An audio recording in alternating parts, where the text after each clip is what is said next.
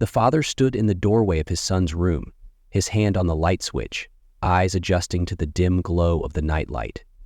It was an old faded globe of the world, casting eerie shadows across the walls. The room was still, the only sound the quiet ticking of the grandfather clock in the hall.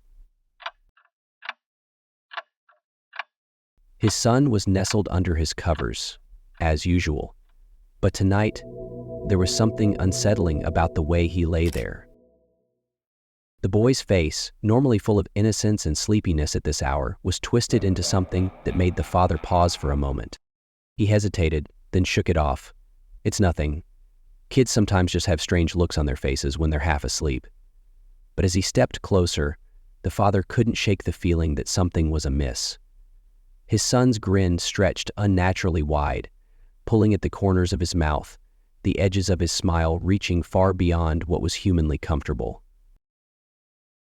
His eyes, those soft, tired eyes, were wide open and glistening, not with the usual sleepiness, but with a knowing gleam. "Hey, buddy," the father began, forcing a smile, trying to push away the uneasy feeling that lingered like a shadow. "You okay?" The boy nodded vigorously, the smile never faltering. "Daddy, but check for monsters under my bed." The father let out a soft chuckle, relieved that it was just another one of their nightly rituals. It wasn't uncommon for children his age to fear monsters under the bed. It was just something they did, something that gave the boy comfort. The father knelt down, trying to play it off as nothing, but the hairs on his neck prickled as he looked back at his son. That smile, it wasn't right.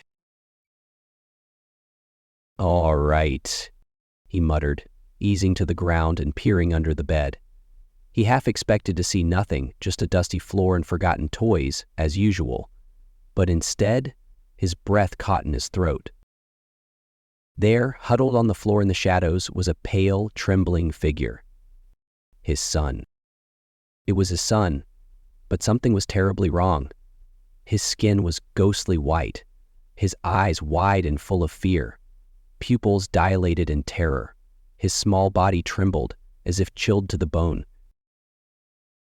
And then he whispered, voice shaking, "Daddy, there's someone on my bed."